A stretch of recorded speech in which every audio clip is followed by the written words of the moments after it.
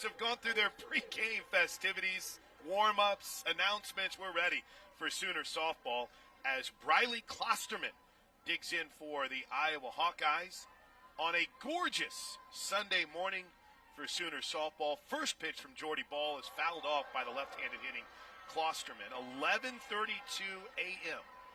with the first pitch. Klosterman, the left-handed hitting center fielder, at 238 this season. It started all of the 26 now games for the 16-9 Iowa Hawkeyes. The 0-1 pitch from Ball. In for a strike.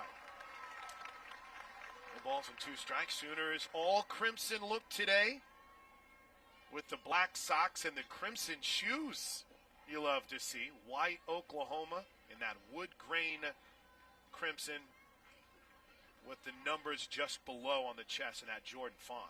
The 0-2. What a start. Swing and a miss on the rise. One away. Klosterman is retired. Chalk up.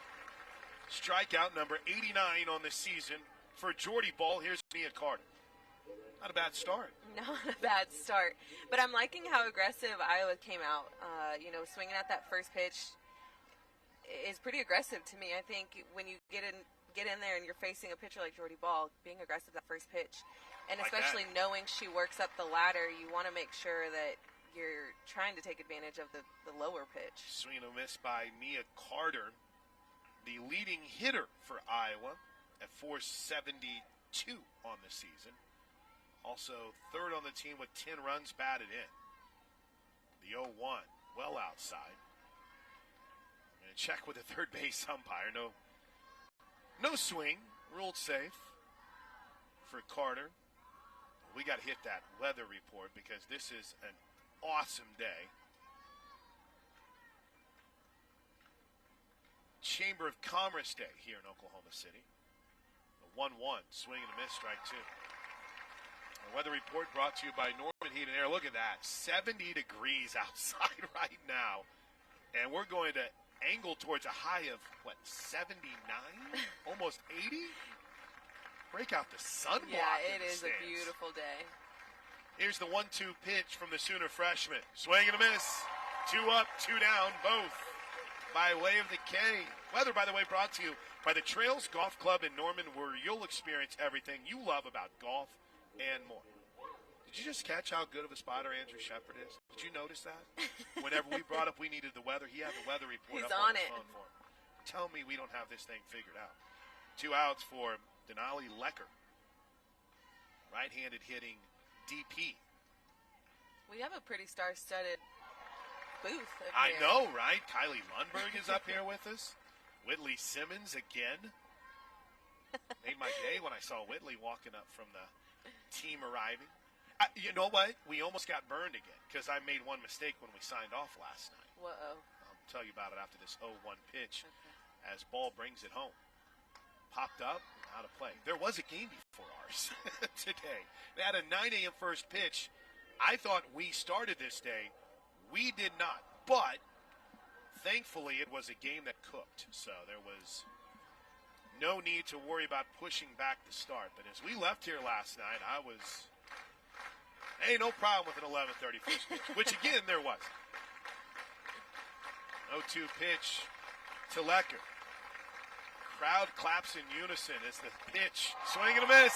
What a start here in the top of the first inning for Jordy Ball. 3 up, 3. Don't swing at the first pitch, Talon. First pitch to Talon Snow in the bottom of the first inning is up high for ball 1. Scoreless in the 5th game of the Hall of Fame Classic for the Oklahoma Sooners. 4-0 on the weekend, 24-0 on the season. 20-run rule wins, and no one's been hotter than Talon Snow, who pops one deep to center field at what would be the warning track. Klosterman makes the catch, and there's one away. Let's hit our keys to the game. That wind is blowing out at 19 miles an hour. You can see the flags in center field for those of you on the .TV side, blowing out to left center field. Hey, let's hit our keys to the game, brought to you by Riverwind Casino. Destiny, what do you need to see from the Sooners here today? Yeah, I think everybody just kind of needs to stick to the basics and kind of go with what they know to do. You know, I think we don't need to make this game any more complicated. I think that they're in a good spot. They're comfortable. You see their bats are pretty hot. Their defense is pretty good. But I think just sticking to the basics, making sure you're sticking with the ball, making all the plays, and having good pitch selection in the box. I think one adjustment that some of the hitters can make is really identifying which location the ball is coming. But, I mean, there's not a lot. There's not a lot that you could say about this team right now. 1-0 to Alo is up high. 2 balls and no strikes. Jocelyn Alo sitting at 99 career home runs. 99 career home runs.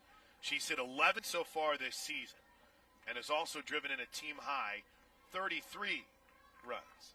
Look at Pop. Look at Chip Gasso. Here's the 2-0. Little off speed, drops in for a strike. You're getting spoiled in the booth today. Vasquez. This is Brianna Vasquez for the 16-9 Iowa Hawkeye. She's 5-4 on the season. Righty has a 3.27 ERA. Opponents hitting just .265 against. Flags at rest in center field as Jossie waits on the 2-1. Takes it up, 3-1. Catcher Peak tried to hold that one just a little bit longer, but did not get the call. Iowa's Jossie's going to jog down and chat with Patty Gasso, and Peak's going to use this opportunity to chat with their starter Vasquez. Real quick on the Iowa defense. Doster at first, Diaz at second, Baines at short, DeSena at third, Sheehy out left with Klosterman at center, and Carter in right. If I didn't mention it behind the plate is Marissa Peak. But one thing that is pretty obvious today is that the Sooners are wanting to continue to execute, as Destiny talked about in her Riverwind Casino keys to the game, at a much, much higher level, which is surprising when you think about it. Alo waits on one, pops it down the right field line, foul. Carter gave it a mad chase. It was a blooper in foul territory. The second baseman Diaz was racing out, as was Doster. But you have to essentially play Jossie with your back against the wall. Yes. So any blooper's got a chance. Right. Carter's got to be back there, but I think that was great effort for her to try to get that play for Vasquez, because that would have been a huge out for Vasquez to get Alo out of there. 3 balls and 2 strikes now. The pitch, line shot, base hit, left field. She makes it look easy. Here comes Tiare Jennings. Iowa on the season, we mentioned 16-9 here in 2022. They've had a nice start to the Hall of Fame Classic. They beat Houston, San Diego, and Sam Houston State, but then lost here yesterday to Indiana 8-4. This is their final game of the weekend before they travel back to Iowa City for their first conference showdown with Wisconsin.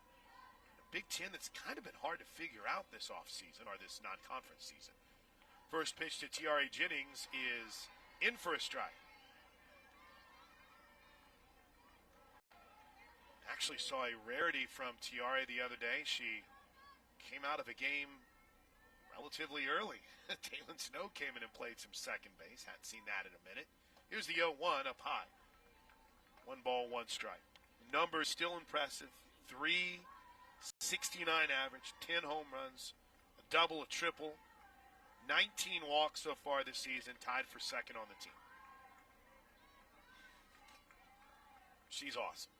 Here's the 1-1 pitch to Jennings. Popped up, foul territory. It's going to get just out of play. Well, actually, it kind of hit in front of the dugout. There was no chance for DeSena to get there.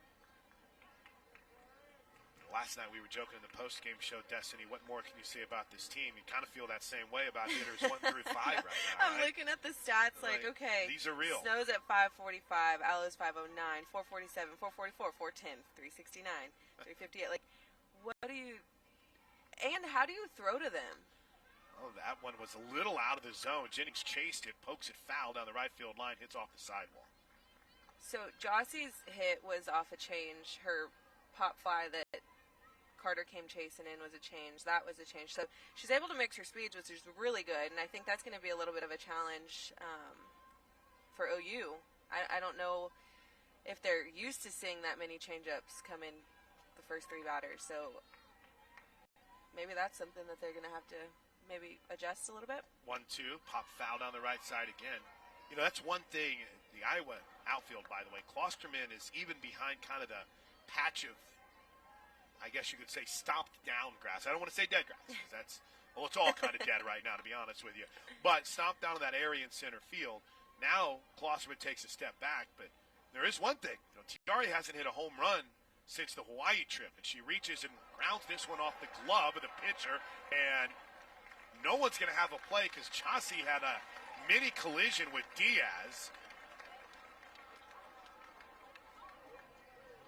Now, this is going to draw the ire at least momentarily. And when I say a mini, M-I-N-I, that's exactly what it was. Renee Gillespie is going to have a conversation with the second base umpire. But Jossie kind of woed up. I thought that maybe that could be ruled obstruction. So I don't know why why Coach Gillespie would be arguing here. Well, I think when you have a second baseman going after a ball and the runner is in the way, it's Jossie's job to kind of avoid that obstruction. So unless they might call her out here. They're arguing that she's out but it seemed that the umpire didn't call her obstruction and maybe had said that the ball wasn't close enough.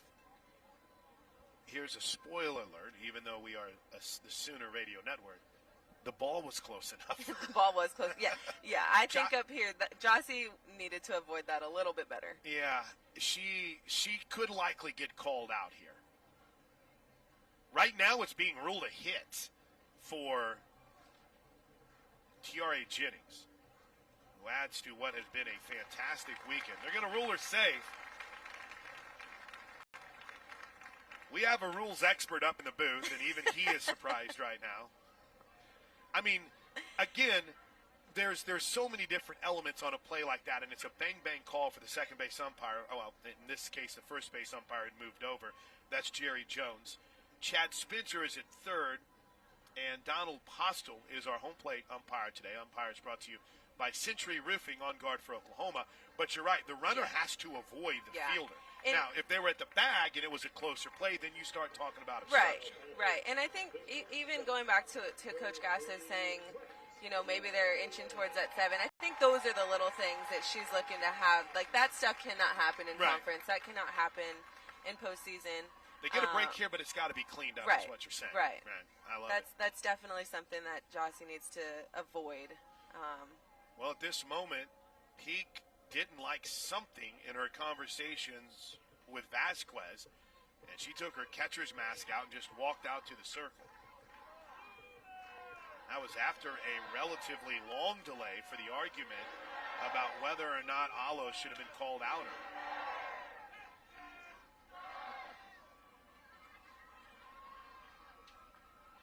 First pitch to Lyons is low for ball 1.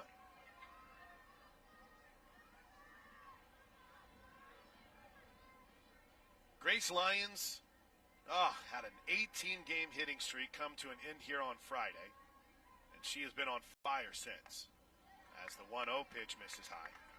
2 balls and no strikes.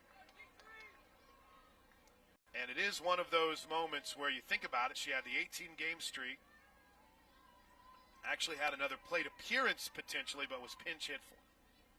The 2-0 is up high, 3-0. That was against Indiana, where she was 0 for 1 with 2 walks and scored 2 runs. Since then, including last night's game against San Diego, she's 4 for her last 6 with 4 runs scored and 2 RBI. Oh, and also 2 home runs. The 3-0 in for a strike, 3-1.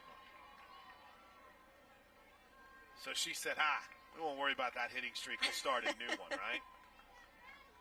Total number of home runs on the season so far is at 8 for G3. She's had 3 in the last 5 games. The 3-0, or 3-1, swing and a miss. 3 balls, 2 strikes. Scoreless game, Sooners threatening here early. Runners at first and second with 1 out. Alo stands at second. After a base hit, Jennings, an infield hit, stands at first.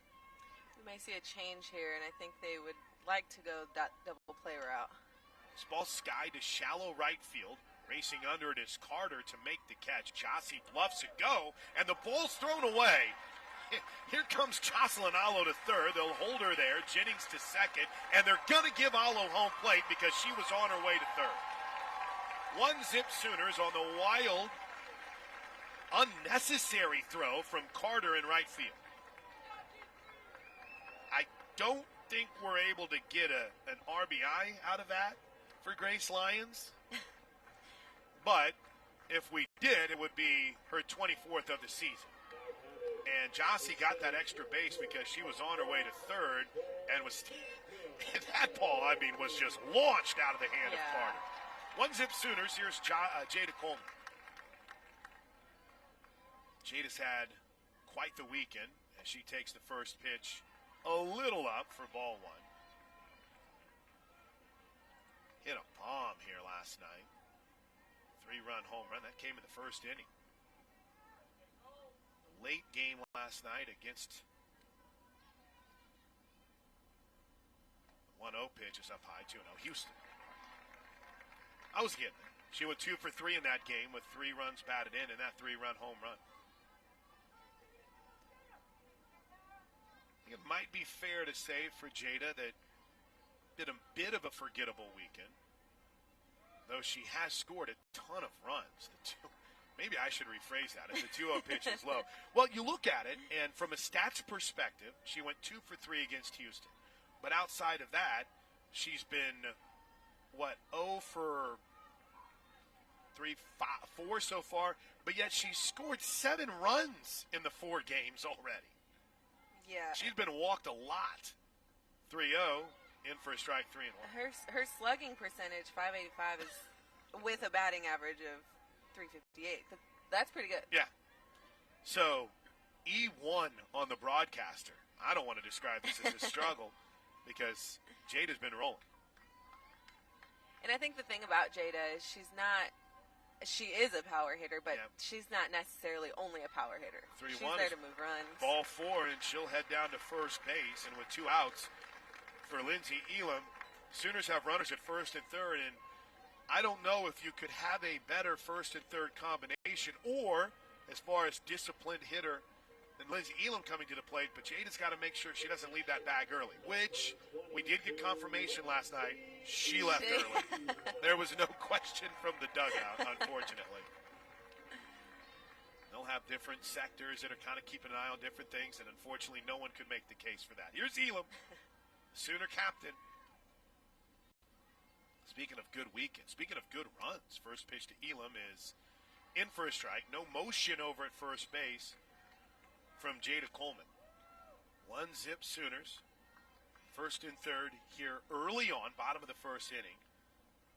2 outs. Need a 2-out hit from Elam. 2-out hitting has not necessarily been a great thing for the Sooners so far this weekend. The 0-1 is up high. Runner goes. They'll throw down to third instead and give Jada the bag.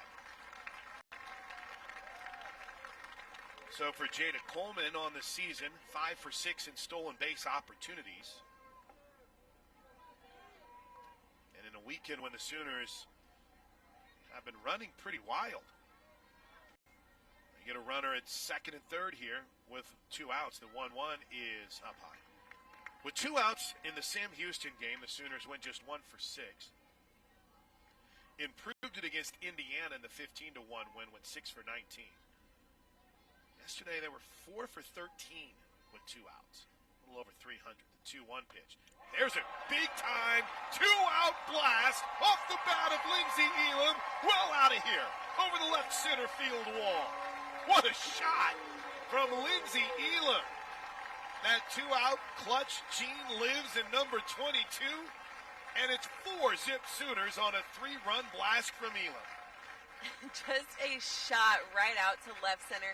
And we talked about how comfortable Vasquez is throwing changeups, and that's exactly what Elam just sat back and drilled out of here. I mean, that hit the warning track of the 300-foot fence. Wow. Just a shot. Home runs this season brought to you in part by Whataburger and the Sooner Club's Launch Pad project. Help us launch into the future with a long ball. Pledge to donate for every home run that OU softball hits in 2022. Go to thesoonerclub.com/launchpad. Here's Alyssa Brito. Wow, what a bomb. That was deep. First pitch to Brito is in for a strike. I was over here thinking that maybe this could be a little bit more challenging, seeing a lot of changeups. Those are a little bit intimidating to know you have to be able to adjust in the batter's box to multiple speeds, and they're handling it just fine. So that's not something we get to we get to analyze. The 0-1 pitch is up high to Brito. Boy, what a Friday Alyssa had here.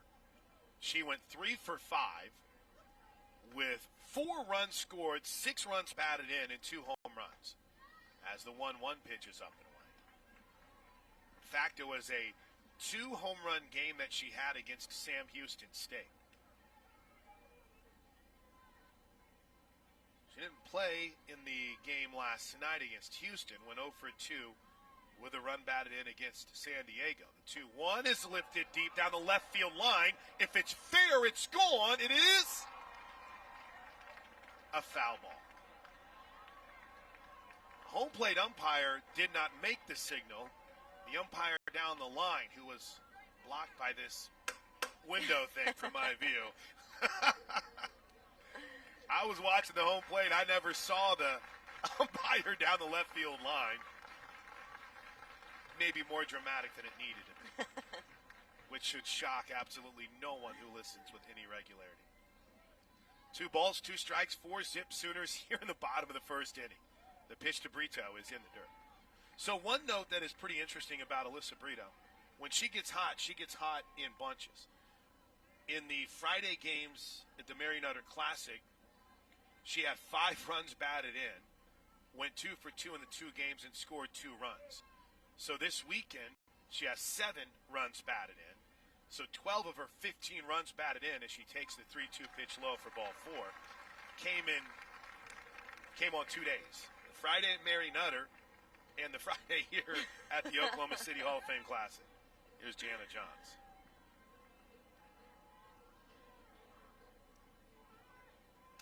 Jana Johns down in the 8-hole today.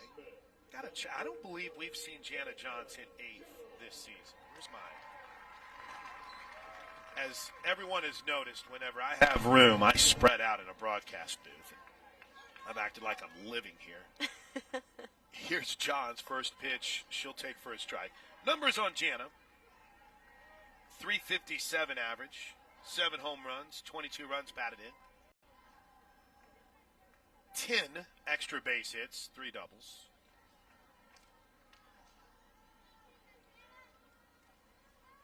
She glides into the batter's box. The 0-1.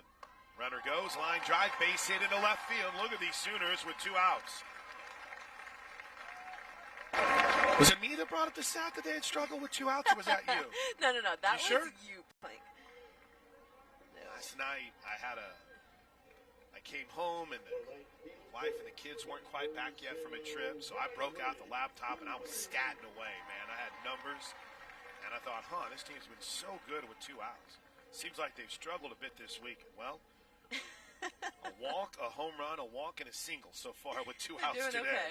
And here's Riley Boone. Boy, they're playing her way too deep at third base. I don't know what the Sin is doing right now. But here's the first pitch to Riley Boone, who is swinging away and fouls it off. And there goes the call sheets from the wristband of Alyssa Brito. Patty Gasso is going to have to hustle to get it.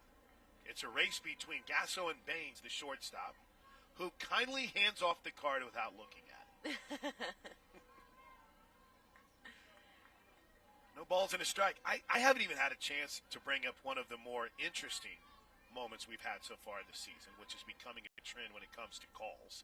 The 0-1 to Boone, the bunt is foul. Boy, if that was in play, I mean, she might have got a double out of it. I don't know what the Sin is doing. So, Cal State Fullerton was the only team I've ever heard it, but I hear it's becoming more of a thing in like travel ball, and that is the yelling out of the numbers. So the coach will make the call to the pitcher, and then they might have someone on the bench. It's 1, 2, 1. That's yeah. So it's all through travel ball. Oh, okay. But fun fact. Here, let's act it after the 0-2 pitch to Boone as she lines one to right field, and it's caught by Carter. Hold that thought. Yep. Hold that thought. It was a big top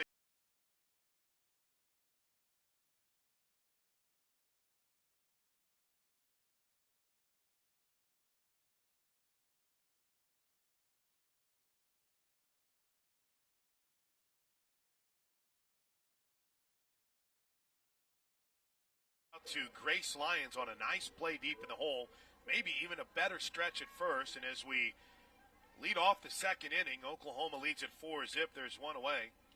And for Iowa, there's Grace Barnes. 4 runs on 4 hits for the Sooners. 1 Iowa error, maybe a call that went the Sooners' way in that first inning as the first pitch is fouled back to Barnes for strike 1. Now let's finish up this conversation. Grace Barnes, the .254 hitter, the shortstop. We were talking about the first game of the Mary Nutter Classic. Cal State Fullerton and the yelling out of numbers. Again, it's not really, unless you have someone who has an incredible memory, it's hard to take advantage of it with the amount of times that we see the numbers shift. But as this 0-1 pitch from Ball catches the outside corner for strike 2, it's a developing trend, right? Yes, and it has, it was established when, so I was on the first team where these sign cards came in. Because Coach Gasso had these crazy signs that she'd like touch your forehead, touch your face, touch your nose. And 0-2 is grounded foul. We struggled to get those figured out. So we all decided that the card route was for us, and no one ever looked back. It's a trend. It's almost every university has it. I know a lot of travel ball teams use it, but everyone now has it. The 0-2 pitch is popped up behind home plate. Elam finds it. Now we'll get some help, and Johns dropped it. Oh, Jana. We've seen Sooner infielders struggle here a bit with infield pop-ups. It happened in the World Series last year against Florida State. Jana Johns looks up. Binoculars time. I don't see any Sooner infielders wearing sunglasses. Not even Nieners at first. But that is a high, bright sky today. Yeah, and to be fair, I mean, that play needs to be made. But to be fair, it was straight up to where almost Elam could have had that. But you want to take that as a third baseman away because you got to remove your mask and all that stuff. So here's Riley Sheehy. Sorry about that, Destiny. Sheehy, the left-handed hitting left fielder for Iowa. 242 average on the season. Hasn't driven in a run. And the no batting gloves look. Here's the 1-0 pitch to the lefty, swing and a miss. Boy, that's a really, really tough play too for a catcher. I mean, one that you worked tirelessly on being able to make, but I don't think Elam saw the ball the moment she took her mask off. Yeah, no, that's a really hard play. I mean, it was in the playing area of Elam, but Johns was trying to just take that away. Bunt, charged by Johns, throws to first, retires Sheehy. The crowd roars. That was a little bit more of a spectacular play than typically in those situations you needed to be, because Sheehy was hustling down the line. There's Amber DeSena. DeSena on the season struggling, 195 average, but bats here with a runner in scoring position and 2 outs. They did rule the infield pop-up as an error on Johns. The first pitch is in for striking. No. What are they going to call an illegal pitch? They are. So 1 ball, no strikes. The home plate umpire called it, which is, and Jen Rocha was right out. So, okay, I've learned so much about illegal pitches this year. Here's the problem with illegal pitches. It's different at every single level. What you can do in international play, you can't do in college. Yeah. What you can do in travel ball, you can't do in college. I think that was on the pause from Jordy, as this ball's lined down the right field line foul. And instead of an 0-2 count, you have a 1-1 count after the illegal pitch. That's the only thing I can come up with, because I mean, usually if it's a hop or if your foot slides off the rubber, the first or third base umpire call it, and I didn't see either one of them make that call on the illegal pitch. Yeah. And that rule changed, too. An illegal pitch used to have the runner advance. That's right. Now it's just a ball, the 1-1. Swing and a miss, 1-2. It's wild if you think about it, for those of you who have been diehards and been with us from, day one of calling every single game. The 2016 Friday game against Kansas, the Sooners basically lost that game because of a couple illegal pitches and runners advancing. Now that rule has that's changed. A significant rule change. 1-2. Cold strike 3, inning over. Jordy Ball works around the one-out error and strikes out the fourth batter for her this game. We head to the bottom of the second. Back to the top of the lineup for the Sooners. Taylon Snow leads it off at the bottom of the second. First pitch skips in for ball one. Sooners lead it 4-0 after sending 9 batters to the plate. A 3-run home run from Lindsey Elam was the big difference in the first. So back to the top of the lineup here in the second. Snow flied out to center field to start the game. Waits on the off speed that hangs up high, 2 balls and no strikes. Our second innings this season are brought to you by the Car Crash Clinic of Dr. Martin Lopez. Call the Car Crash Clinic of Dr. Martin Lopez. If you're injured in an auto accident, 405-86-CRASH for the evaluation and treatment you need and deserve. 2-0 is a line drive over the head of the leaping shortstop Baines into left center field. Stops short of the wall on the sliding play by Klosterman, but still a leadoff double for Taylon Snow. Chalk up for Taylon, her 6th double of the season, which is second on the team behind 7 from Jocelyn Alo, who is 1 for 1 as she digs in here in the second. It is so fun watching Taylon Snow just have fun. Like, she looks so comfortable, natural, smooth, and she's done a really good job being a table setter. And she's not as, talked about. She's not really highlighted, but she does a great job in that one hole. First pitch up high, ball 1 to Alo, who singled here in the first inning. Chassie is at 99 career home runs. I don't know if it's as big a deal to some, but is one shy of tying Petey Cavilla's 100 home run mark. In baseball, as the 1-0 pitch is in for strike 1-1.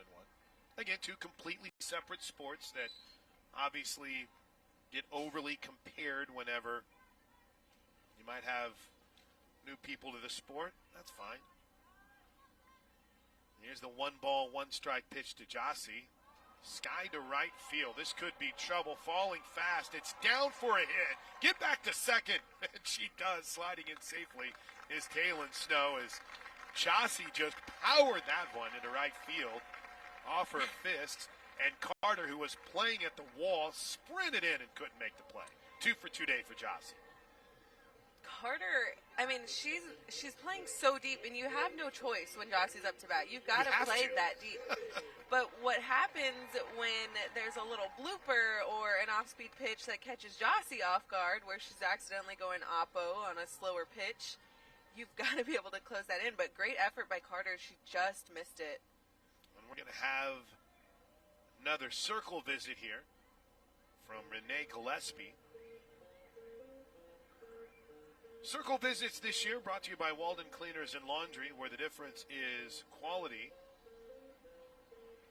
Gillespie, highest regular season conference finish since 2012 last season. Iowa, 26 conference wins, a new program record. But it's been a bit of a struggle this year, though that could change in Big Ten play. The Big Ten softball preseason poll was interesting to say the least. And the way things have gone so far, Iowa was projected 10th out of 14 softball playing schools in the Big Ten. Here's the first pitch to Jennings. Shows bunt. And off to third is Snow. Did she slide around the tag? No, they got it. Patty Gasso stands in protest, and Taylon Snow on the same third base bag where she jammed her hand and had to have that hand finger popped back into place and still played, is called out, trying to snag third. But Alo did get second. And that's another play that's really worked on just as much as the first and third plays is the first and second play on offense. When you show that bunt and kind of draw the defenders in to potentially advance another base. By the way, it was called a strike on that first pitch. Jennings almost looked like she was doing everything to get a piece of it, but the 0-1 pitch misses low, ball one. Here's the 1-1 pitch to Tiare. Line drive right center field. It'll skip to the wall. Scoring easily is Jocelyn Allo. It's an RBI double for Tiare Jennings. And Tiare is 2 for 2 to start the day. And it's 5-0 Sooners. Wow. She roped that. She is so impressive. I think just watching her play and even her freshman year, she came in so ready to go and almost like a seasoned veteran. And I think just the amount of talent she came in with, the amount of confidence, I've loved watching her play. First pitch, Grace Lyons in for a strike. 27th run batted in on the season for Tiare. They've started to try to do some math, see if Tiare could be chasing that home run total. The 0-1 is low, and it gets away from the catcher. Off to third is Jennings on the wild pitch.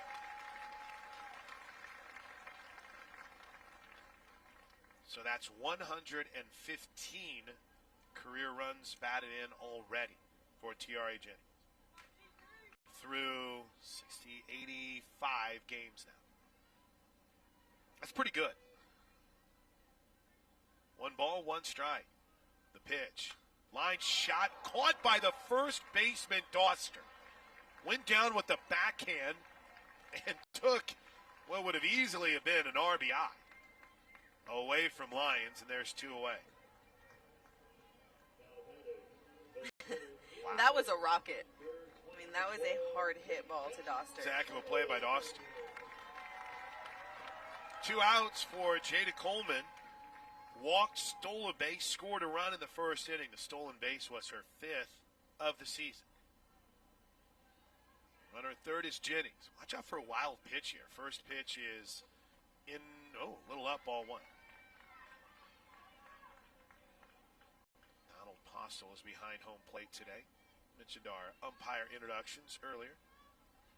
Brought to you by Century Roofing on guard for Oklahoma. Haven't talked much about this Iowa team. Our opponent outlook brought to you by Polston Tax Relief. 1-0 pitch is up high. Polston Tax Resolution and Accounting, 100 years of combined tax resolution experience. In a Big Ten that has kind of struggled to make a mark this year, Iowa currently in non-conference standings is right around where they were in the preseason rankings. 9th. 2-0. The bunt is in fair territory and then takes a left turn foul. I mean, that thing hit and then spun like a sweet sand wedge off the bat. And I'm loving what Coach Gass is doing right now. She's really trying to make plays happen, and I think that's exactly the stuff that she's looking for the girls to be considered, at that next level that she's looking for is they need to execute some of these plays. She's called a first and second play. She's called right there was a squeeze, and those are the things that she wants to see executed at this part of the season. Runner at third, the 2-1 pitch to Coleman is up high, ball 3. Quick, one other note on this Iowa team. Northwestern is a top 10 team right now. Michelle Gascoigne's done a great job. They won 8 straight games. Michigan has struggled this year. And I say it's 17-6. They've had some big games they've dropped. Indiana, who the Sooners run ruled here the other night, is a 3-1 pitch is high, ball 4. Indiana currently sits in the top 4 in the Big Ten right now. They're 15-6 on the season. So, Big Ten play gets underway this week, and it's going to be a bit of a dogfight in that conference. Elam, pretty much in the same position, back in the first inning, hit a 3-run home run. The only difference is Jada Coleman was at second, and Tiare Jennings was at third. Right now, Coleman is at first after her second walk of the game. 21st walk of the season for Jada. Here's Elam. Runner goes. They'll throw down to third. Throw it away! She threw it away. Now the umpire is stopping everything. Why? Why? They're going to send Jennings back to third. They're going to send Coleman back to first. Why? Walking down is home plate umpire Donald Postel. What in the world?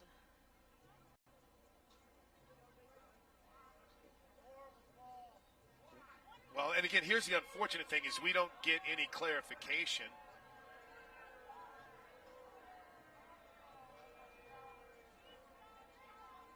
Saying 1 ball, no strikes. I don't. But everyone is being sent home, or sent back to their back. Wait, what just happened? I have no idea. There was never a motion of like an illegal pitch made. I mean, that's the only thing I can think of. Time wasn't called because they gave the pitch, so that's must have been the case. Well, it cost the Sooners a run. They're up 5-zip. The 1-0 is up high. Coleman's going to basically walk down to second base. Her 6th stolen base of the season, was trying to draw a throw from Peak, but after Peak launched it over the head of the third baseman, DeSena, out to left field, I don't think she was going to throw another one. The count is a ball and a strike. The pitch to Elam is up high, 2-1.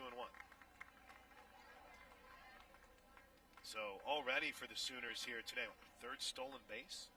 Couple of them from Jada Coleman, who continues to find a way to get on base. Here's the 2-1. Hop foul behind home plate. That'll roll up the netting. We're at USA Softball Hall of Fame Stadium on a gorgeous Sunday afternoon with Destiny Martinez. I'm Chris Plank. Josh Connell, our producer in the franchise studios.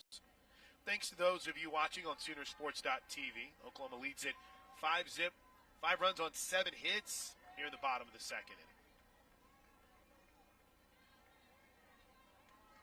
RBI single for Tiare Jennings here in the second. Score Jocelyn Alla. Here's the 2-2 to Elam. She fouls this straight back. If you missed the first inning, this is a carbon copy of a situation we were in with 2 outs in the first. Elam was at the plate. Coleman was at second. Jennings was at third.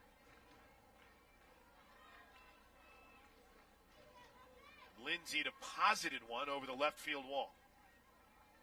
Left center field, I guess, to be precise. On a change. On a change. Will she get the same pitch here from Vasquez? The 2-2. Off speed, missed low. She want the change again.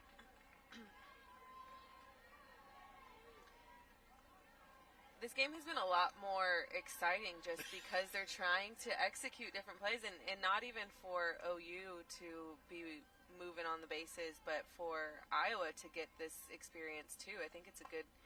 There's a high ball down the left field line. If it's fair, it's another 3-run bomb. This one is gone. Touch 'em all. Lindsay Elam. Back-to-back innings, back-to-back 3-run bombs. Let's go, Lindsay, on a Sunday. We're in run rule territory in the bottom of the second inning. Chalk it up, 8-0 Sooners. Wow. Have a day, Lindsay Elam. And it's so great to see her really work that count, fouling off some, battling the count, and then just getting a hold of one that is left up hanging. Just absolutely demolish that ball. They're making our Blue Cross Blue Shield scoring recap very easy in the post-game show. Jocelyn Allo had a big hit early, but it's been the big fly from Lindsay Elam, and here's a line drive into left field that falls for a hit off the bat of Alyssa Brito. Wow. 4 hits in the first inning for the Sooners, 4 hits in the second inning for the Sooners. 4 runs on the board in the first inning, 4 runs already on the board here in the second inning. Here's Jana Johns. Johns singled her last time up. We're entering that every Sooner has reached base in the lineup phase of the game almost. Here's the first pitch to Johns. It's in for a strike. Surprisingly, maybe the hardest hit ball today. The line drive by Grace Lyons. She's Riley Boone, who's on deck. Riley flied out her first time up. 7 of the 9 Sooners starters have reached. Here's the 0-1 pitch to Johns. Waited on it, takes it low. A-zip Sooners. And creeping into, we are in We're red there. zone territory. Going back to the amount of innings that have been missed, I mean, we look at all these stats and all of these accomplishments and what everyone's been able to do. 1-1 foul back. We're still missing out on 6 games worth of innings. It's wild. Like, can you imagine? Unbelievable. Brianna Vasquez, by the way, 1 2/3 so far. 9 hits, 8 runs, 7 of them earned. 4 extra base hits for the Sooners. This next pitch will be her 63rd in an inning and 2/3. The 1-2. Johns checked her swing. It's been bad luck when we check it first. Called safe. A little bit unfair to complain about luck when you're up 8-zip in the bottom of the second inning, I think. 2 balls, 2 strikes.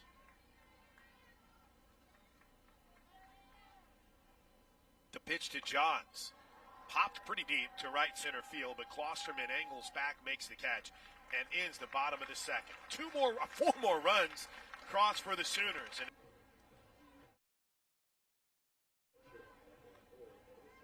leading off for the Iowa Hawkeyes here in the third with Oklahoma on top 8-0 is the catcher Marissa Peak, and the first pitch got a piece of it for strike 1.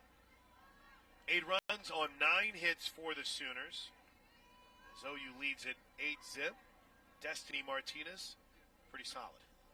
Not a bad start. No, and it's not out of the ordinary either. So This has become all too familiar. In a good way. The 0-1 pitch is popped up foul, giving chases. Johns can't get there. Marissa Peak on the season. Hitting .235, 6 runs batted in for the Iowa catcher. Sammy Diaz waits on deck, second baseman.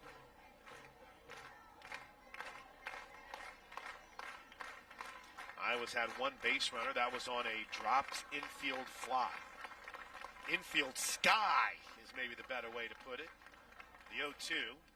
Cold strike 3. 1 away. 5th strikeout of the game for Jordy Ball. Always love hearing where you're listening from. At OU on the air. Our third inning shoutouts brought to you by Physical, spelled different because we are different, and by the Trophy Club, Soonersports.com/Trophy Club. Good to see Trey Linda Kerr tuned in. New Mexico Sooner listening from the Silver City today. Kurt Harrison has checked in as the first pitch is in for a strike to Sammy Diaz. Mark Worley on a gorgeous day in Chagrin Falls, Ohio. Cheyenne Roller, Jeff Curry, the OU Club of Baltimore, T-Mac, Redhead Sooner. They're all tuned in on this gorgeous Sunday. The 0-1 is lined to center field, but that's a no-fly zone with Jada Coleman out there, 2 away. She looked like Destiny Martinez racing back to make that look easy. I wish I looked like Jada Coleman out there. 2 quick outs here in the top of the third. Casey Schleicher. That's not even close. But Casey, thanks for listening today. At Run Rule Territory has checked in. The fact that following count is at 0 right now needs to grow. What a great Twitter handle name. At Run Rule Territory. The first pitch, the leadoff hitter, Klosterman, is low for a ball. John and Robin checking in. Westbound on I-40, headed home to, where are you guys headed? Ada today. Pace watching in Panama City Beach with her buddy, OU Linda. Good boy like that gets a retweet. Here's a grounder to second. This inning should be over in a hurry, though. Jennings bobbles it, and Klosterman beats it out. Second error on the Sooners. That was a routine ground ball. Tiari just doesn't make those kind of mistakes. It's the second error she's had this weekend. It wasn't hit too hard. No, just simply bobbled it. Man, Doug Hamilton has tweeted in from Broken Arrow. Appreciate Doug's passion. The first pitch to Nia Carter, the right fielder, is in for a strike. A lot of questions about Kinsey Hansen, and understandably so. She hasn't been in the starting lineup for the Sooners since the Minnesota game. Missed the 4 games in Hawaii and pinch hit a couple times here this weekend. 0-1, shows bunt, takes a strike 0-2. She's fine. She battled some nagging stuff. Sooners are opting to give her a little bit more rest. Probably could have DP'd today if this was an emergency situation. Might on Tuesday. Just something to keep an eye on. Here's the no ball, 2-strike pitch from Ball. Popped up on the infield. Jana Johns giving chase and makes the catch right at the entrance to the Sooner dugout. Man, OU struggling with the sun today, but Jana Johns makes it look easy as the top of the third is over. We head to the bottom of the third inning. Sooner softball today presented by Noun Hotel. It's Oklahoma 8, Iowa 0, and this is Sooner softball from Learfield.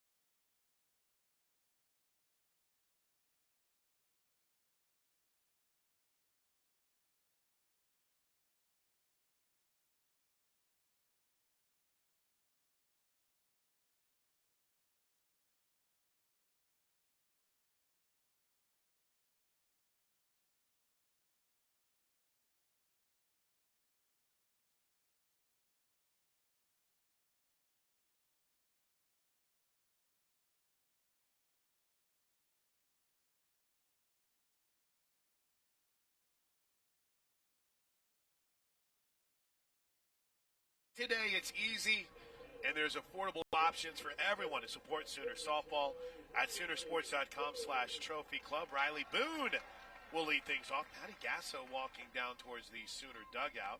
It's the first pitch, misses low and away. It's 8-zip Sooners, so maybe as she chats with JT, they're already contemplating when we might see a Grace Screen or Charia Coleman or Hannah Cord. Boone flied out to right in the first inning. 1-0 is lined to right field over the head of Carter. It hits off the wall, and Riley Boone will slide in with a leadoff double. Speaking of hitters on a tear, Riley Boone, 400 average on the season. That is her second double of the season, her 4th extra base hit. And here's Taylon Snow. I mean, that was a shot straight to the fence. That had it did not bounce before the fence. And did you see how fast she got to second base? Yeah, she was moving. Here's the first pitch to Taylon Snow. A missed low. A lot of rules interpretation from earlier on Twitter. So I saw Courtney Bryce had checked in on this. Ken Knuckles felt like because the ball had hit off the pitcher's glove, that had taken interference out of the play as the 1-0 pitch is in for a strike 1-1. Maybe.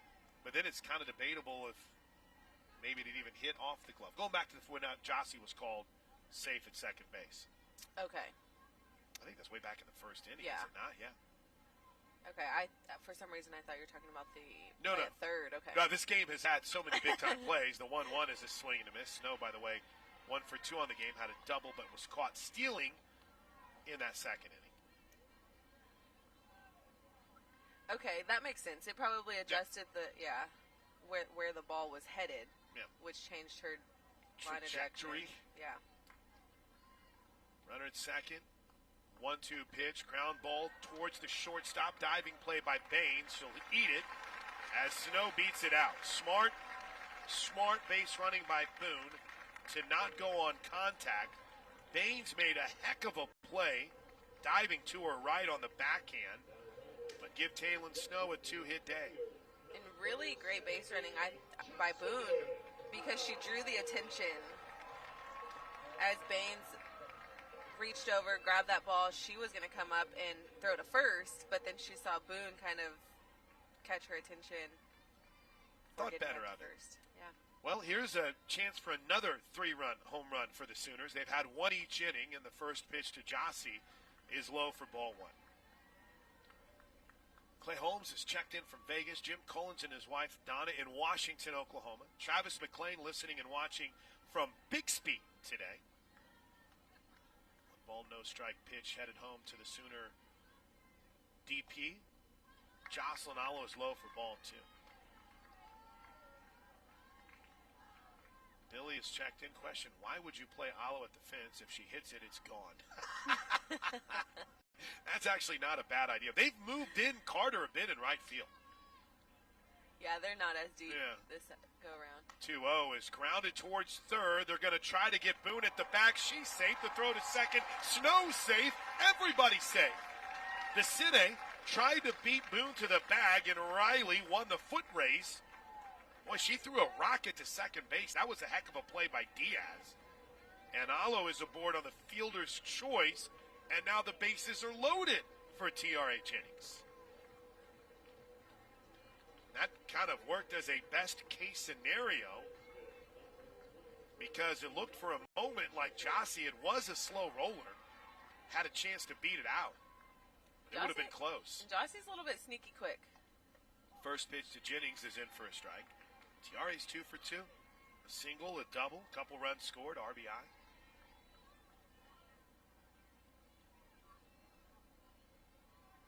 Jossie 2 for 3 now on the day. She stands at first. Boone at third. The runner at second is Snow. The 0-1 pitch misses low, ball and a strike. I kind of had that moment where I looked up and, oh yeah, Taylon's a second. Sacks full of Sooners here in the bottom of the third. Jennings looking to take the lid off this thing with OU on top 8-0. As if that lid hasn't already been removed. The 1-1 pitch misses outside 2-1. And nobody out. This is all going on with 0 outs. And Grace Lyons, the only Sooner who hasn't reached base yet, is due to hit next. Here's the 2-1. A little out. 3 balls and a strike. Actually, that looks... Is that Kinsey in the on-deck circle? Kinsey Hansen has moved into the on-deck circle. She's tough, man. Here, you're 3-1 against Jennings, and you can't put her anywhere. The pitch. Ball 4. Second run batted in of the game for Jennings on a bases-loaded walk. That'll score Boone from third.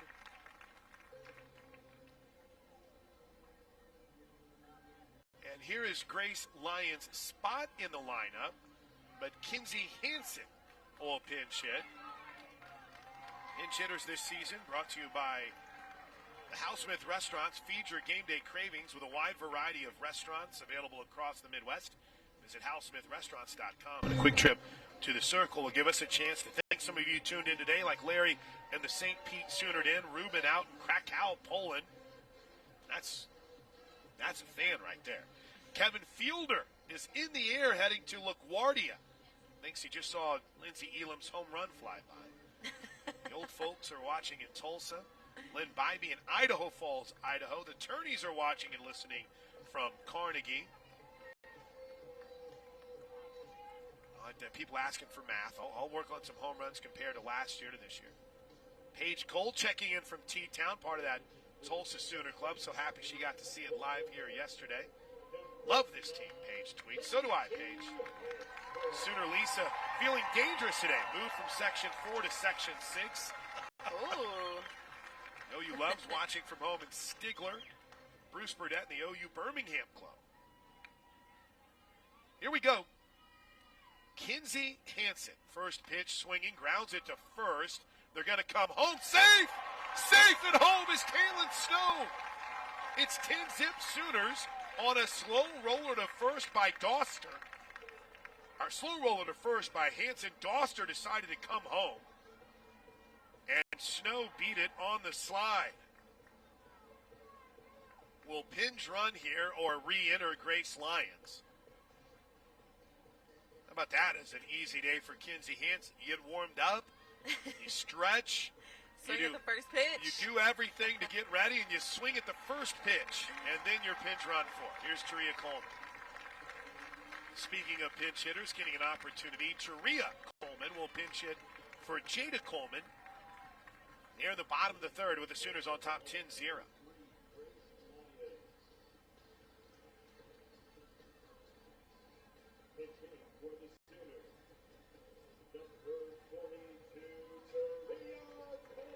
True freshman Coleman from the Houston area digs in from the left side of the plate with the bases still loaded. It's 10-0 Sooners on 11 hits.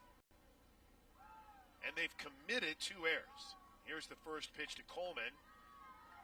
A little low, ball 1. Allo's at third. Jennings is at second. Grace Lyons, who just re-entered, is at first. Kinsey Hansen's day is done. Let's just double check the ruling. I would assume a fielder's choice. That's right. She will get an RBI for that. Swing and a miss at the 1-0 by Coleman. A ball and a strike. It'll be interesting to see what Coach Gasso does in the field in the fourth. See if Taria maybe plays a little bit out and right. As the 1-1 strike pitch is headed home and it's grounded foul. You did the math earlier. What is it, almost 6 games with 6 run games now, yeah. That you've missed due to run rules. Yep. And we love the run rules. Fast games, come out, enjoy it. But well, sometimes they're fast. Right, the one full game they did play. That's right. Was shorter. Actually, you're right. The Sunday game against Utah was faster than some of these run rules. Bases loaded. Here's the 1-2 to Coleman. Swing and a miss, strike 3. One away. I bring it up. First strikeout of the game for Vasquez. And here's Lindsey Elam. Lindsey Elam's 2 for 2 with 2 3-run home runs, and now she bats with the bases loaded. I might walk her. But for players like Coleman, it's missed opportunities late in those games, right. The Hannah Coors of the world, where they might get an at-bat. Lindsey Elam is 2 for 2 with 2 home runs. Both of them 3-run shots. She bats with the bases loaded here. The first pitch, little low, ball 1. If she hits one out here, this place is going to go crazier than they have maybe all weekend. That's saying something. This crowd has been juiced all weekend long. I think Vasquez needs to just do her best at keeping the ball off the plate. I'd walk her. I'm not even kidding. Here's the 1-0. A little low and away, 2-0. They might be as careful as they possibly can here. So let's look at Lindsey Elam home run history. I think she's had a couple 2-home run games. Let's see if I can beat Patrick Dunn. 2 balls and no strikes to pitch. Ball 3. They're really keeping it away from her. This is, by my quick math, the 4th 2-home run game for Lindsey Elam. She's never had a 3-home run game. Well, and I don't think she'll have the green light here. But we'll see. 3-0, 10-zip Sooners the pitch. Ball 4. I think that's the safer play, to be honest with you. I was getting a little bit nervous because they're throwing her the outside corner. And if she did get a hold of one, that right center gap is wide open. 7 runs batted in on the day for Lindsey Elam. I'm going to confidently proclaim that this is the most runs batted in that she's had in a game in her career.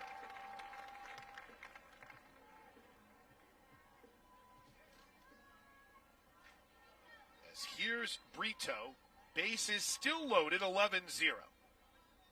The pitch, outside, ball 1. And now, for Denali Locker, she's not able to pick up on the juice. Well, no one had any juice in this game for the Iowa pitching staff. I don't know what I'm trying to say. Here's the 1-0 pitch from Locker. Wild pitch to the backstop. Here comes T.R.A. Jennings. She'll slide in. It's 12-zip Sooners, and I'm not saying that to be rude. It's just, I mean, Locker, who so far since taking over here in the fourth, has allowed 2 hits, 3 earned runs. She's walked 2. Now add a wild pitch in the 7 batters that she's faced so far. 2 balls and no strikes. Locker rocks and fires. This ball is hammered to right center field. It'll one-hop and hit the wall. Easily scoring is Lions. Easily scoring is Elam. It's a 2-run double from Alyssa Brito. And the extra point is good. It's 14-zip Sooners, and it's a 6-run third. Wow. I just don't know what you throw to any of them anymore. They are doing so well of not chasing. They're doing a great job of seeing the ball on the outside part of the plate and going with it, or pulling it on an inside pitch. Like, they're doing so good in every capacity of this game. Yeah. So we're going to have a circle visit, and it looks like we're going to have a pitching change. So Iowa will go to the pin, and it looks like it's Devin Greer. This pitching change is brought to you by Love's Travel Stops. Clean places, friendly faces. So, last night I jumped the gun on a new pitcher. Greer might be coming in to play a different position. Let's wait here. Bust out the binoculars, Plank. Well, this is a big moment here for me in the binoculars. Yeah, it is 25, so it is Devin Greer that's going to come in to pitch. Love's Travel Stops, clean places, friendly faces helped fuel my trip here this morning. I could not wait to stop at the Love's on I-35 and more to get my coffee on the way in. So new pitcher Devin Greer will tell you more about her in a second. Going to keep it here for some of our third inning shout-outs. Danny and Deb are watching from D&D's Cabana in Maysville. Huge weekend for the Sooners. Huge night tonight, NIT basketball. Baseball this afternoon. You can make a day of Sooner sports. Cabo's watching from the chicken house. I'm actually building a chicken house. Are you really? Yeah. Cabo, I might be checking in for some tips. Okay. I don't know what I'm doing. What makes I live in the country You now. just need a chicken house. Okay. Everyone needs a chicken coop when you live in the country. There you go. Ben Lee is tuned in from Frankfort, Kentucky. Teresa Lakin in Section 8 with the crew. Ted and Ava watching in Broken Arrow. Chris Brazil checking in from Fiji. He's not there, but the sentiment is still true. To be on an island right now. Liz is in Pickett, Wisconsin. Tom in Locust Grove. Zane in Pittsburgh. Macy Sue tuned in today, as is the Sooner girl from Cedar Park, Texas. Jeff from Haviland, Kansas. Richard from Moore. Look at this. Boomer from my man Joe in sunny North Pensacola. Beautiful day for some Sooner softball. As we now will get a chance to see Sophia Nugent. As she'll pinch hit here in the bottom of the third inning. With a runner at second, 1 out, that's Brito. It's 14-0 Sooners. Here's the first pitch to Nugent. It's up high for ball 1. Sophia's only hit this season came on a home run in her first at bat as a starter. That was last Saturday against Hawaii. She started the final game of the 4-game, 5-day trip to the island. 1-0 pitch looked a little low, but is a strike. Devin Greer, a 5.46 ERA, 1-1 on the season. 8 strikeouts, but 9 walks in her 16 2/3 of an inning. This is Jana John's spot in the lineup. The 1-1 is a definitive change of speed that falls in. He threw behind the runner, Brito, at second, who didn't have much of a lead at all. I mean, it's 14-0 right now. It's a ball and 2 strikes.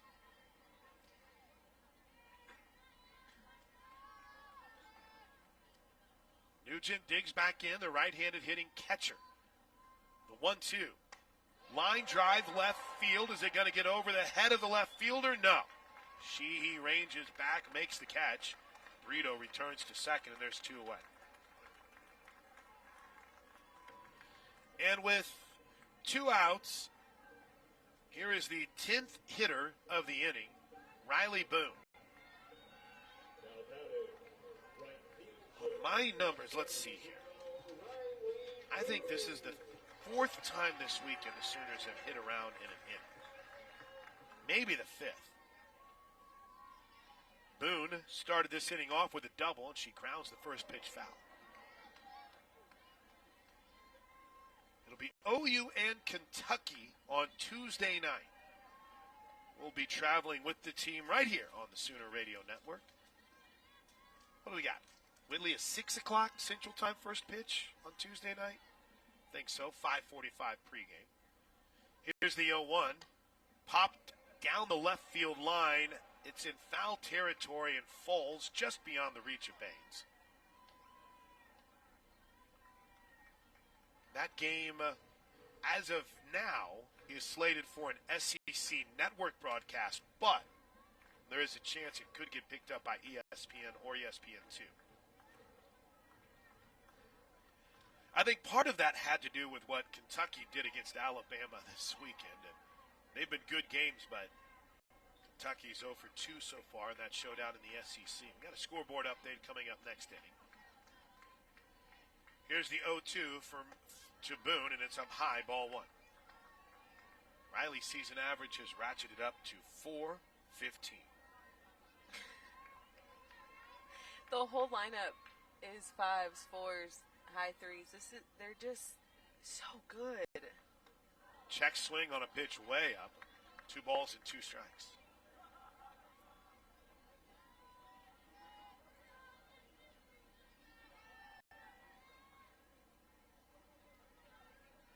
Two balls and 2 strikes. And runner at second, Brito, has been there for a minute. The pitch. She reaches and pokes one into right field. It falls for a hit. An RBI single. Now the ball gets away from Carter and right. Boone slides into second. 15-0. It's a 7-run bottom of the 3rd inning. And Riley Boone with a 2-hit inning. Not bad. Not bad at all. She did such a good job really working that count, able to stick with that slower pitch, really poke it somewhere, make it fall. Here's Taylor Snow. Jocelyn Allo on deck. 15 runs, 13 hits for the Sooners. First pitch, in for a strike. Snow is 2 for 3 so far. Double singled, run scored. Her season average is .553. The 0-1 bounces it foul. You want something even more impressive than .553 with 47 at bats? Let's see, she's been walked 7 times, so 54 plate appearances plus a sac fly. So she's close to like 60 plate appearances this year, and she's batting .553. She's hitting .556 with runners in scoring position. Swing and a miss. I jinxed her. Inning over. No, they're incredible. So supportive. I love seeing that family operate. I am a big fan of the Allo family. And Jossie, too, who is having herself quite a day, as all Sooners are. All right, all of the lineup changes have been communicated, and the first pitch is in for a strike to Denali Lecker, excuse me. Lecker, a strikeout victim in the first. 15 runs on 13 hits for the Sooners. 1 ball, no strikes. Here's the pitch. Swing and a foul tip. Today's game has been brought to you by Noun Hotel. We'd like to thank tonight's game sponsor, the Noun Hotel, located in historic Campus Corner, which will begin accepting reservations in April. Please visit the Noun Hotel online at nounhotel.com for more information. Grateful for all of our great sponsors. Here is the 1-1 pitch to Lecker. Swing and a miss, 1-2.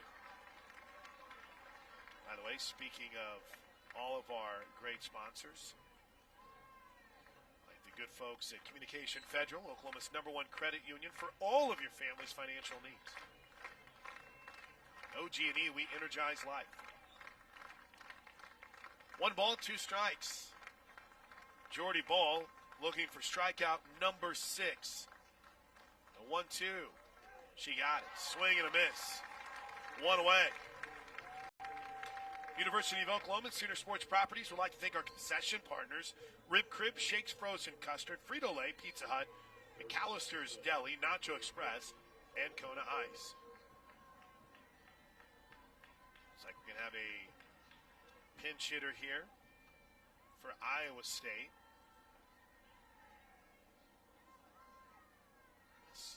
Kalina Burns will bat. First pitch is a little low for ball 1.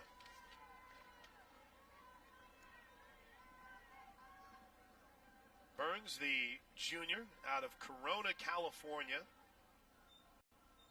Kind of odd, Corona, California. That's where I grew up. Iowa City, really? Yeah. Here's the 1-0. Mouse foul at the plate. Let's see what the weather What difference high school? is. Corona, California, by way of Corona Centennial. Okay. Uh-oh. Rival? My high Maybe? school wasn't really there to Okay. have rivals All right. yet. Okay, I got you. Fair enough. But Centennial's a great program. They were rivals with Bree Terang. Bree Terang's high school, Santiago. Bree Terang Way. Super mom. Here's the 1-1 pitch from Jordy Ball. In for a strike. Who was faster, Destiny Martinez or Brianna Terang? Brianna Terang, Oh, and it okay. wasn't even a All right. question. I'm not trying to start anything, Bree, if you're listening today. She's one of my all-time favorites with you guys because, man, when she brought juice, Jada-esque. Attitude. Yeah, I loved it. The 1-2 popped up. Does Sophia Nugent have a play now? Lindsay's over at first. I didn't mean to confuse that. So Kalina Burns here hitting in what was Tristan Doster's spot. She'll take over at first base.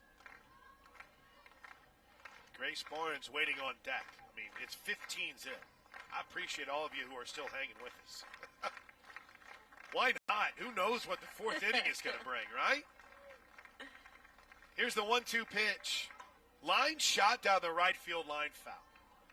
I'm just rolling through all these, and you guys keep with the check-ins. Nathan in his apartment having chorizo in a tortilla with cheese and sour cream. I have a chorizo breakfast burrito waiting for me. Courtesy of Poppy. How's yours? Jim Gasso. It was Good? good. Yeah, good. Let's begin my post-game meal. Ken is watching from Marita Beach, Bora Bora. Ken might have the best spot of all. The 1-2, check swing on a pitch high. She may have swung. They're not going to check, though. She had the bat forward and was trying to get out of the way.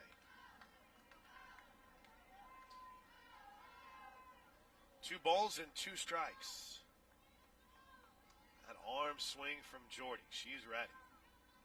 This may be her last inning. Let's see Hope come in and shut this down, or Nicole May. The 2-2 fouled straight back.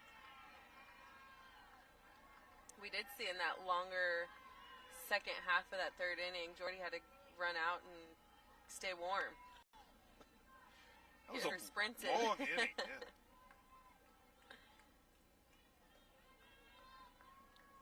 Two balls, 2 strikes. The pitch, swing and a miss, strike 3. 7th strikeout of the game for Jordy Ball. Jordy is inching up on 100 strikeouts for the season. If I hadn't spread out everywhere, I'd have my stats right in front of me. 7th strikeout puts her up to 95 so far in 2022. Here's Grace Barnes. Reached on an error her last time up. First pitch swinging, and she fouls it back.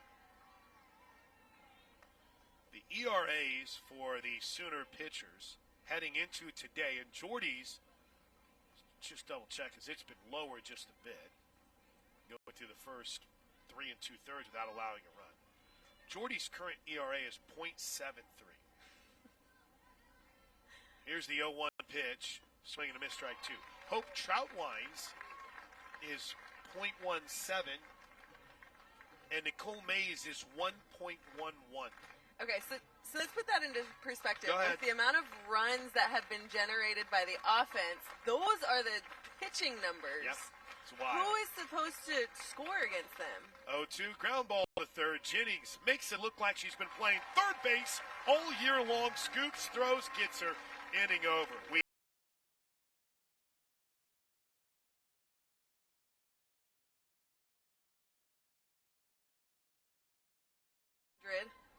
Hundredth. 100 career home runs. 11 bombs on the season so far. She's at 99 so far in her career. The 1-0 rip foul. Again, the batting average is at 517 right now. But in the handful of times that Jossie has led off an inning, and she batted leadoff for a game this year against Utah, she's hitting .667 as a leadoff. Here's the 1-1 to Alo. Outside, 2-1. So officially 2 for 3 today with 3 runs scored for Jossie. Almost infinity on her slugging percentage, by the way. I'm being a little bit facetious, but StatCast can barely hold it. Here's the 2-1 pitch. Drill deep to center field. 100! The 100th career home run in the illustrious career of Jocelyn Alo. She hangs loose as she airplanes into home plate. An instant bomb off the bat to center field. Ha-ha! Let's go. That is so awesome to do that in this stadium with this crowd. Just an absolute shot right over that right center fence. Wow. 12th home run on the season.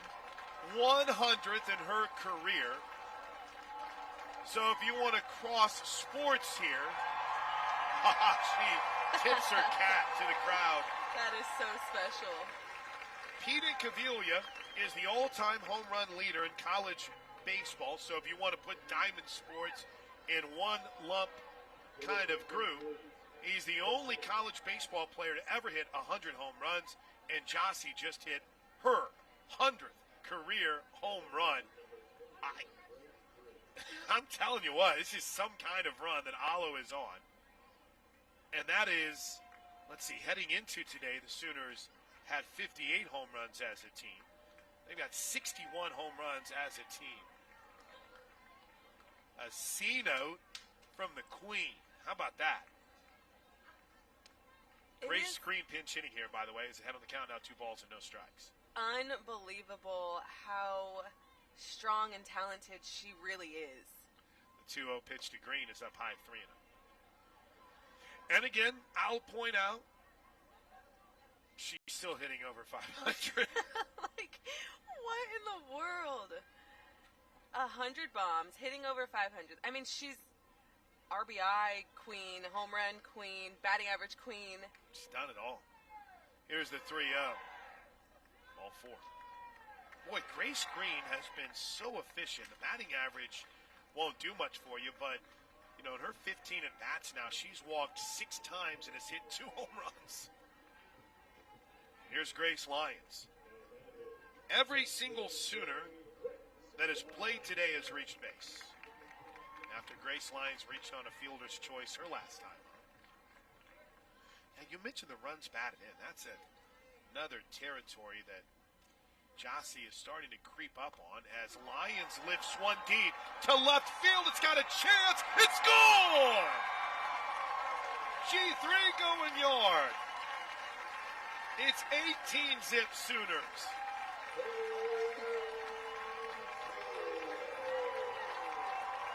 For Grace Lyons. A bomb over left center field. And Oklahoma leads at 18-0. What do you do? What do you do in the circle? I don't know what you can throw them because they've gone on the spreadsheet. The spread chart is all over the map, so it's not like they're dominating in one side of the plate. It's not like they can't handle a change. I don't know what you would do as a pitcher. Here's Hannah Core. Hannah Core is making her 4th plate appearance of her career. She's looking for her first career hit. She's walked twice, but she's been the first pinch runner off the bench for the Sooners, so she's scored 5 runs so far on the season. She digs in. With nobody out here in the bottom of the 4th inning, it's 18-0 Sooners. First pitch is in for a strike to Core. So you mentioned runs batted in for Jocelyn Allen. Gets his dig in just a bit. Wait on the 0-1 pitch to Core. Boy, that looked like an off speed that stuck just a bit. Heading into this weekend, Alo had already set the all-time mark for runs batted in Sooner history with 265. As Core takes the 1-1 pitch low, 2 balls and a strike. She had 89 runs batted in last year, Jocelyn did? Okay.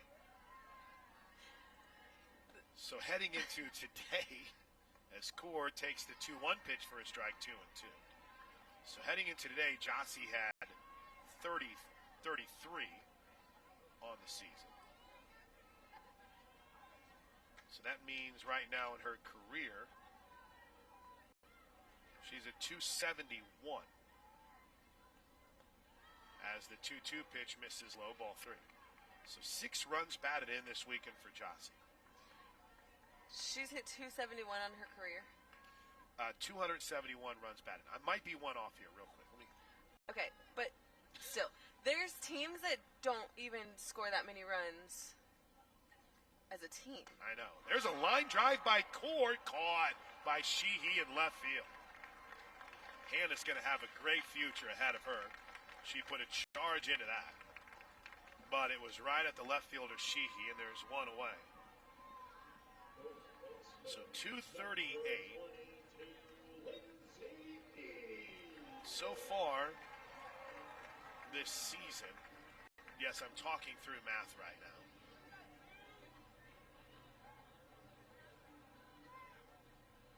So it's actually 272 with a run batted in on the home run today in her career. First pitch to Lindsey Elam. Speaking of players who have had a day as a ball, Elam, 6 runs batted in. She's 2 for 2 with 2 3-run home runs. She's never had a 3 home run day in her career. Maybe that changes right here. The 1-0 is on the outside corner for a strike, 1-1.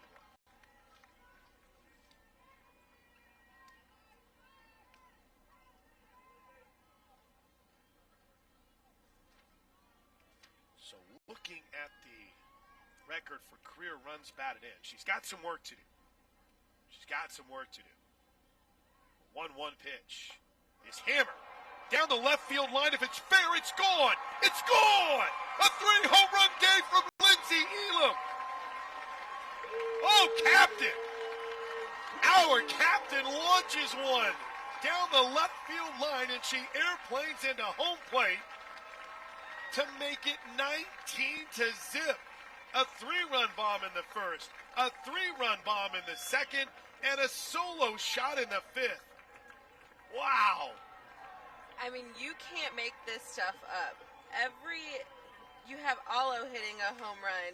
Like, home run after home run, no matter what part of the lineup you're in, someone is hitting a bomb, and it does not stop.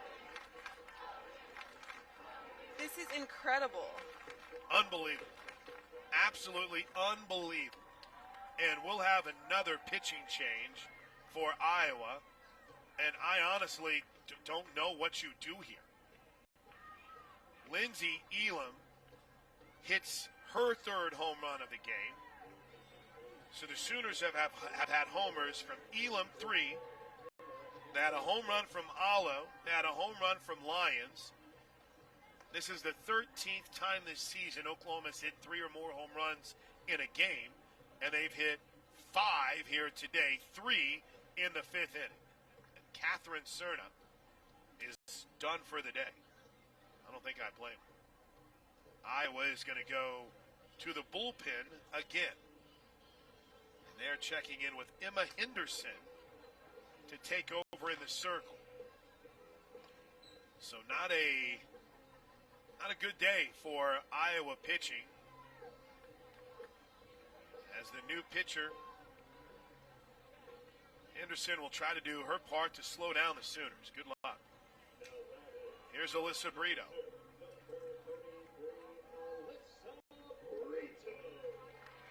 Brito digs in from the right side of the plate. She's 2 for 2 with a double and 2 RBI. Walked in the first. Righty on righty matchup. First pitch to Brito is outside for a ball.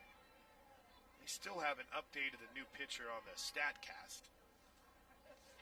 We can dig a little bit here on Emma Henderson, the freshman out of Battleground, Indiana, by way of William Henry Harrison High School. The 1-0 is line deep to center field. Are you kidding me? It's gone! A 4-home run inning from the Sooners, and it's 20-0. Chalk up number 4 on the season for Brito. Wow. I mean, there's nothing that you can do. They've tried it. They've tried to change out the pitchers. They've tried to have the pitchers mix up their pitches. I mean, there's nothing more that you can do to stop this offense. This reminds me of the UTEP game last year, to be honest with you. Here's the first pitch to Sophia Nugent. Misses low and away, ball 1. 4 home runs in this inning. 6 home runs in the game. And none of them have been sheepies. Like, no. The 1-0 pitch falls in for a strike. None of these home runs are barely getting out. No. They're clearly gone off the bat. I mean, this is insane.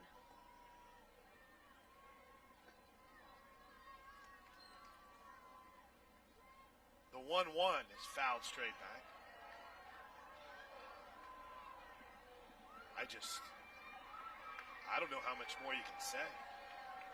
Look at what Oklahoma, this is a good point by Mark Worley on Twitter. Look what Oklahoma has done to 2 Big Ten teams this weekend. I mean, are you kidding me? They lead 20-0 here over Iowa. Ball 2, 2-2 to Sophia Nugent. And they beat Indiana 15-1. They're outscoring the Big Ten this weekend 35-1. It's wow. insane. Here's the 2-2 pitch. Swing and a miss. 2 away. And like we talked about before, it's not like the other teams are having errors. It's balls that they literally, you can't defend that. Right. And yeah, you'll have a few walks here and there, but it's not like the games are ugly or error on error. You know, it's a couple walks here and there, and then just a ball you can't defend. It's out of the park. 20-zip Sooners as Riley Boone comes to the plate. The first pitch to Booney is a little out. Riley Boone is 2 for 3 on the day. She becomes the 9th hitter for the Sooners here in the bottom of the 4th inning. You see Jordy Ball out there getting her sprints in. She's a beast. Keeping herself warm through all this madness. The 1-0 is low, 2 balls and no strikes. We'll have a scoreboard update coming up in the top half of the 5th inning. But it's been kind of a light day in the top 25 because some teams had to scramble and play a few doubleheaders yesterday, including Utah and Oregon. The 2-0, outside ball 3. I'll get a few of them here. Virginia Tech sweeps North Carolina. Number 6 ranked team in the country wins 9-1. They're in the top of the 8th between Boston College and Florida State. And Boston College has just taken a 2-zip lead on Florida State. Here's the 3-0, ball 4. So Florida State in a little bit of trouble in extra innings right now against Boston College. That's interesting. Wow. Especially considering what Florida State had been able to do in the previous game. They beat them 4-zip on Saturday. They're playing 2 today. They're in the bottom of the 7th. That'd be a big loss for Florida State. Yeah. Here's Taylon Snow. Not quite batting around yet, excuse me. Alo led off this inning with a home run, and she grounds this one back to the circle. Nice play by Henderson, throws to the bag, inning over. But Oklahoma hits 4 home runs in the inning. They've hit 6 for the game. And as we head to the 5th inning, it's Oklahoma 20, Iowa zip. This is sleeveless. Now it comes down just a bit. 20-0 Sooners. 20 runs on 17 hits. The Sooners have hit 6 home runs in this game. All right, so one loose end that we left off on was the RBI conversation with Jossie. I have her at 272. Now, unlikely she's going to catch Ginny Dalton, the all-time leader in college softball history. 328 runs batted in from 93 to 96. That was a pretty good run. Now we're ready to go. Here's the first pitch to Claypool. Line drive right to the second baseman, Snow, and there's quickly 1 away. But 6, 7, 8. She is 1 shy of 8th all-time behind Jessica Warren at 273. She had 272 runs batted in. So you figure she could be at least knocking on the door of top 5 all-time. Stacey Newman had 299 in her career. So there's a chance. 299, and then coming after Sierra Romero. Sierra there at number 4 with 3:05 as the first pitch to Schultz misses outside. Ball 1. We'll see. We're only halfway through the season. We are only halfway through the season. That's unbelievable. 1 ball, no strikes. Here's the pitch to Zoe Schultz. Low to him. Do I say it? I mean, there's something pretty cool that's going on here at Destiny. Yeah. Do I even mention it? You got to talk about it. It's up to you. I mean, there's a goose egg there on the scoreboard. No. This is inferring to. No, Jim Gasso shaking his head. Okay, all right. No.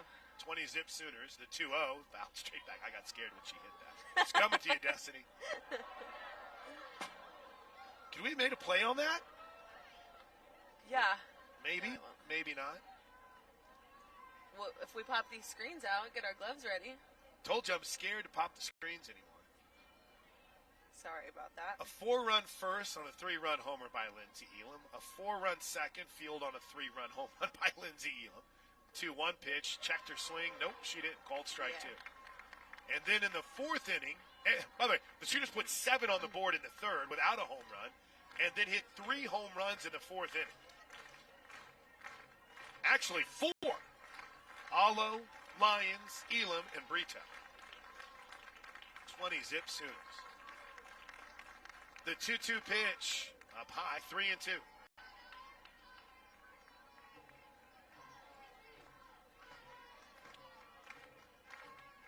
OU will travel to Lexington, Kentucky tomorrow for a Tuesday night game against the Wildcats. Here's the 3-2 pitch. Popped foul down the left side and out of play. I said it a lot during yesterday's broadcast, and I think many of you agreed. But this weekend really got the juices flowing for June, right? For Late May, postseason, June, yeah. thinking about the postseason. I mean, what a crowd. It's all you guys. Here's the 3-2. Pop foul again. Have our Bud Light post-game show coming up immediately following the game. We'd like to thank today's game sponsor, the Noun Hotel at historic Campus Corner. Reservations starting next month. NounHotel.com for more information. I'm excited about it. Here's the 3-2 pitch. from Ball. Ball 4.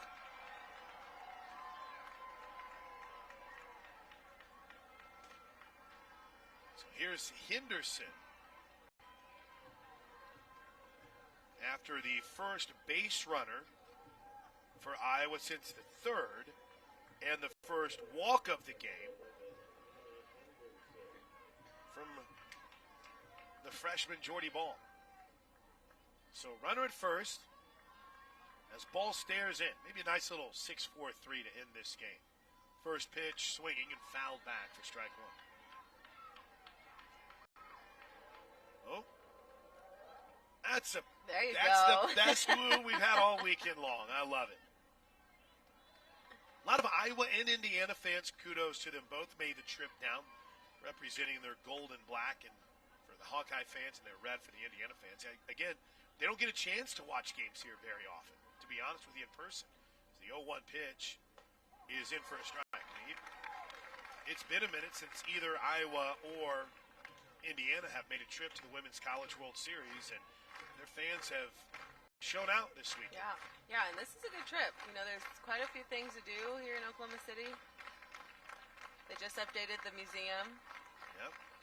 The 0-2 popped up, shallow left field. Brito called off by Core, who came out of nowhere to make the catch, and there's 2 away. Really good communication on that play by Core. Iowa hasn't made a Women's College World Series appearance since 2001. In fact, if this is right, they haven't made a postseason appearance since 2009? Can't be right? Seems like they've been a little bit more effective than that. Here's Sophia Mars. First pitch, a little bit up, ball 1. Indiana, on the other hand, hasn't made a Women's College World Series appearance since 1986. And they haven't been here since 2011. Well, when I say here, the postseason, they haven't made the postseason since 11. So, makes sense their fans would want to be here for this. The 1-0 hit hard, foul. Look at it. Renee Gillespie was ducking. That was a shot. I will say this, Iowa has one thing over us. They do have a dog that travels with them. They do. Yes. It was much to the delight of many of the Sooner staffers to see that. I bet Coach Gasso would appreciate that. Oh, she was all about it whenever she crossed paths with Coach Gillespie last night. 20-zip Sooners. We're in the 5th. 1 out away from a run rule win. The 1-1 pitch from Jordy Ball in the dirt. Good job by Nugent to go get it.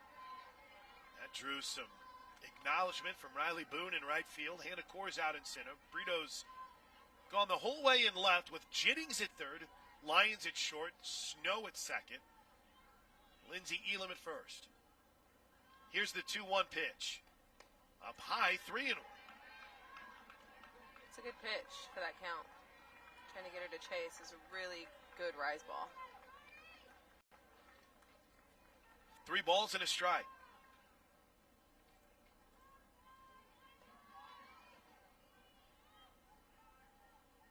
Long look by Ball.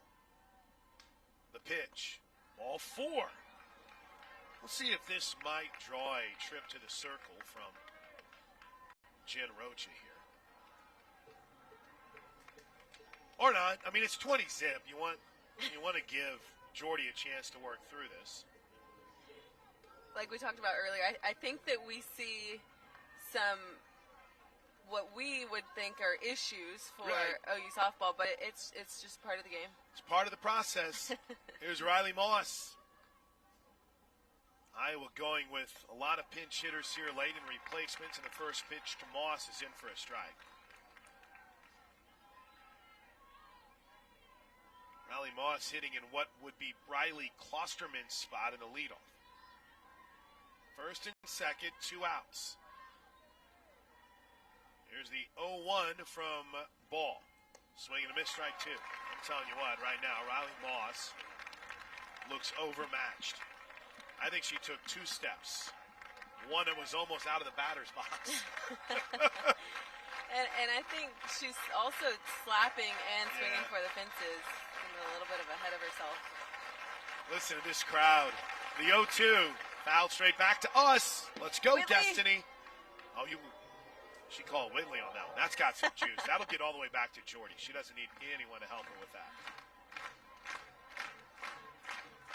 It's not the numbers we saw here on Friday or Saturday, but this Sunday crowd has been into it from the start, and it's a 20-zip Sooner lead.